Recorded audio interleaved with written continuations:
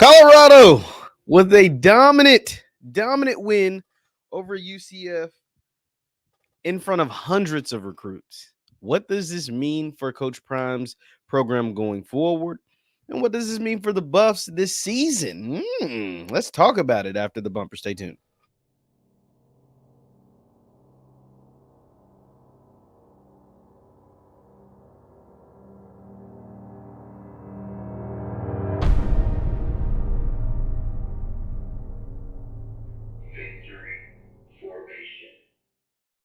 What is going on, everybody? What is going on, everybody? My name is JeffLightsyJr. This is the Victor Formation Sports Show right here on JeffLightsy Jr. YouTube, Facebook, wherever you get your content. Do me a favor, hit that thumbs up button, like, share, subscribe, and the notification bell because we upload all the time. Now, Colorado went down to Florida. They went down to UCF, and they stood on business. They went down there and dominated Central Florida in Orlando with a impressive 48-21 victory. I mean, the Buffs, they scored in every quarter.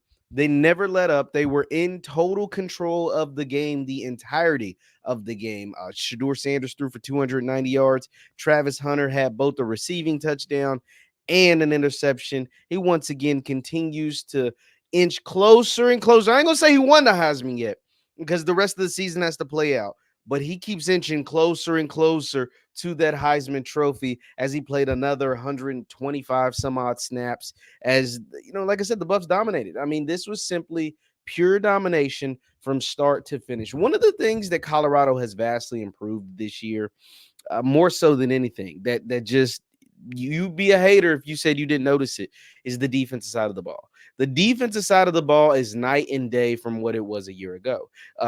Defense coordinator, Coach Livingston, he's going to get himself a job somewhere, like a head coaching job. Somebody's going to try to come scoop him up because of the job that he has done with that Colorado defense. That Colorado defense last year was putrid. They missed assignments. They had blown coverages. They did a lot of bad stuff last year.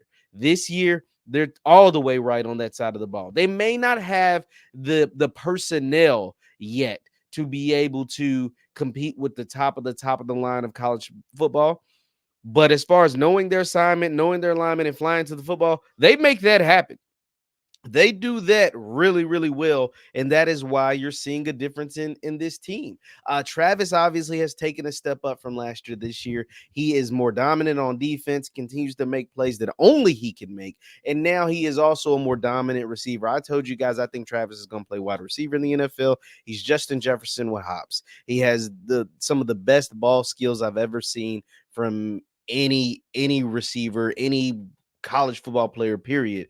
Maybe not better than this Ryan Williams kid at Alabama. I don't know. He and Jeremiah Smith. These two freshmen are insane right now. If they could come out in the draft, they'd be top 10 picks. But regardless, Travis Hunter continues to prove why he's one of the best. And then Shedeur Sanders just did Shedeur Sanders things. 28 to 35, 290 yards, 3 touchdowns. He threw an interception, but was only sacked twice. That is kudos to that Colorado offensive line. They only gave up 2 sacks, and they helped their rushers, who none of them had huge, crazy games, but they had 2 rushing touchdowns and 128 rushing yards. That is saying a lot. Being able to run the ball, establish the run, consistent on your run, averaging 4 yards a carry, 2 rushing touchdowns, only giving up 2 sacks, and 128 rushing yards. I mean, these are things that, for a while at the beginning of the season, some of those early games, you didn't know if Colorado could do this.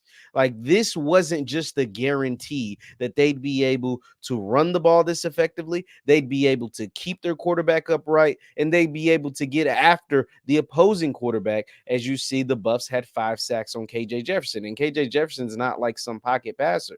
He's not like a statue back there. This dude is big. This dude likes to run, and to get 5 sacks on him tells you that this defense, like I said, is night and day different than what it was last year. UCF was one of the best rushing teams in the country coming into this game, and Colorado only gave up 170 on the ground. 170 on the ground when you had 120, and that is not your specialty. That is saying something. Forcing the turnovers, getting the sacks, making things happen, all while watching the best player in college football be that on that field. This is huge in multiple ways. One, it improves you to 4-1. You match last year's win total in 5 weeks. This was the best case scenario. I mean, obviously you could have been 5-0, but most people probably expected Colorado to have a loss somewhere in between the Nebraska, Baylor, and UCF, and you beat two of those three teams. So you only come out with one loss. You're 4-1. You're going into the bye week. You're relatively healthy and in front of hundreds of recruits, possibly one of the biggest recruiting weekends in all of the country took place in Orlando, Florida at UCF on the campus of UCF, and you put up that. You showed that. You scored 48 points. You held them to 21 points. You had hundreds of recruits, and something that Colorado lacks in, and the thing that I criticize them in, because you have to establish high school recruitment. That's the only way you're going to have somewhat of a building block, a foundation for your program. They were able to show out in front of real high school recruits. Yes, you can use the portal, but the portal is supposed to help you supplement where you may have misevaluated on the high school ranks, don't have the guys that are mature enough, ready enough to play, and you supplement that with the transfer portal. But you use the high school recruiting to build a foundation of your program, to build something upon, because as you see, these high school recruits, especially the elite high school players like Jeremiah Smith or Ryan Williams or Travis Hunter when he was a freshman, players like that make a world of difference. Make a world of difference. Make a world of difference. And that is what Colorado was able to do. And I know they impressed some kids that were there, possibly to see UCF, maybe to get a sneak peek of Colorado, and they impressed some folks. Like when you show out like that in front of hundreds of people, hundreds of recruits, hundreds of players that may or may not have been interested in your program previously, this buys you a lot of goodwill. And that's what Coach Sanders was able to do with this impressive victory over a well-established, well-known coach and Gus Malzahn and a UCF team that people thought was going to run all over them. And instead, Colorado hit them in the mouth and beat them by 3 touchdowns. I mean, 4 touchdowns. I mean, this was just an overall win on in every facet. In every facet, this was, you were able to show off Shedeur, 290 through the year, 3 touchdowns. You were able to show off that wide receiving core. Will Shepherd made one of the best catches this year. And then obviously the world continues to see the greatness of one Travis Hunter with the receiving touchdown, 89 yards, 7 catches on offensive side of the ball, and an interception on the defensive side of the ball. Once again, a defensive play that literally, this is not hyperbole, this is not me guessing, literally a defensive play that only he could have made in the entire country. Will Johnson in Michigan, in the entire country, the only player that literally could cover 3 players in a zone, just like he did, and make the interception is Travis Hunter. We've seen him do it too many times at this point. He's literally the only person that makes those type of plays. This is going into a bye week, so everything is sweet for CU going into this bye week. I'd imagine their coaches are circling back on some of those recruits that were there in Florida at UCF to watch them play. I know they're hitting the trail. If they don't spend this whole week in Florida getting those guys that that saw them in person in action, I promise you they're doing it wrong. But I'd imagine the Colorado coaches are on the trail right now, knocking on doors, sending out text messages, getting on phone calls with players that may not have even been interested before that game, but saw that in person and may want to be a part of it. I would not be surprised by that in the slightest of bits, but that is the advantage. These are the opportunities that you get to take advantage of when you go put a beat down in front of somebody on their home field. And when you do it in a key recruiting state like the state of Florida. And when with a guy who loves to recruit big time players out of Florida, that is Deion Sanders. We all know Coach Prime is always good for at least one major flip each and every single recruiting cycle.